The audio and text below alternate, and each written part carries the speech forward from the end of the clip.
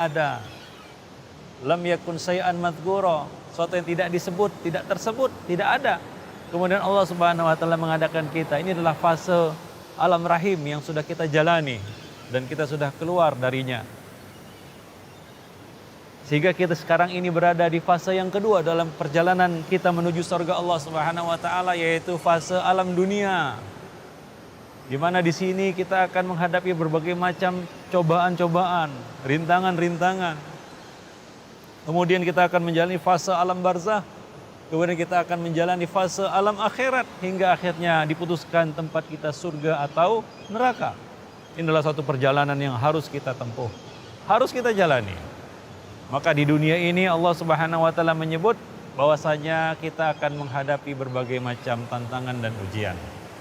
Karena mencapai surga Allah Subhanahu wa taala itu ternyata tidak mudah. Ya, Allah Subhanahu wa taala telah memberikan kepada kita balasan yang begitu luar biasa. Nikmat yang luar biasa di surga. Nah, semua itu tentunya tidak dapat dicapai dengan bermalas-malasan atau lari dari kenyataan atau enggan menjalani ujian atau gagal terus menjalani atau menghadapi ujian kehidupan. Lalu bagaimana kita dapat masuk ke dalam surga Allah Subhanahu wa taala?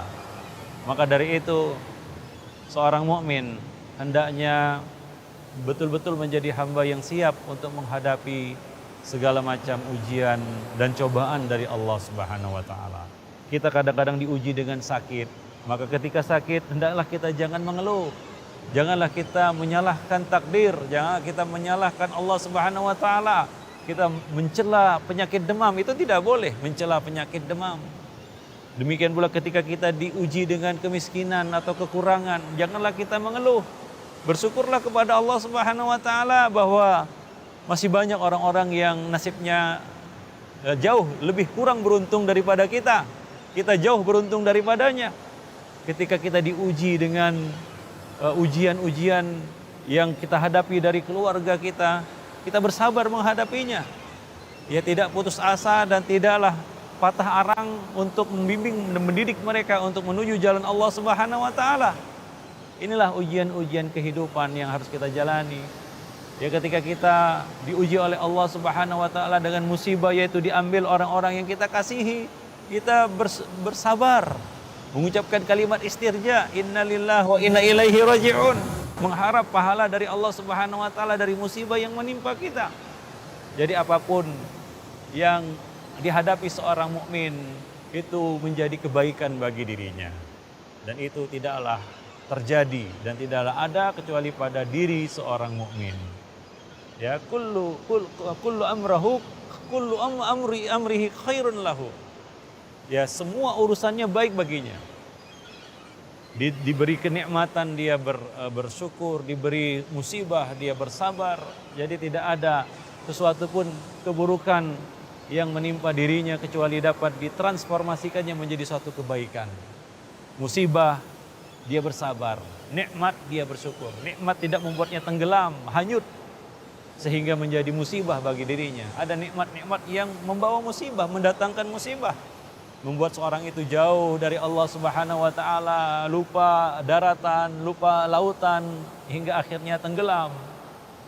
Banyak orang-orang yang gagal ketika diuji dengan kekayaan, kelebihan, ya, yang Allah Subhanahu wa taala berikan kepadanya. Maka dari itu, hamba Allah yang berbahagia, para pemirsa yang dimuliakan Allah Subhanahu wa taala, hendaknya kita bisa menjadi seorang hamba yang siap untuk menghadapi segala macam ujian dari Allah Subhanahu wa taala. Karena itulah yang akan kita hadapi di dunia ini. Tapi ingat, sekali-kali janganlah ya kita memohon ujian itu datang kepada kita atau meminta musibah itu datang menimpa kita. Ya, kita tidak boleh meminta kematian, ya, kita tidak boleh meminta musuh datang kepada kita. Ya, namun hendaknya kita tetap selalu menjaga hubungan kita dengan Allah Subhanahu wa taala sehingga ketika ujian itu datang kita tidak labil dan goyang dan tetap berpegang, tetap memiliki pegangan hidup dan tetap berpegang kepada tali Allah Subhanahu wa taala. Kita memiliki kesabaran, kita memiliki keteguhan dan keistiqomahan di dalam menghadapinya hingga kita bertemu dengan Allah Subhanahu wa taala. Demikianlah, mudah-mudahan ini bermanfaat bagi kita semua. Wabillahi taufiq wal hidayah. Assalamualaikum warahmatullahi wabarakatuh.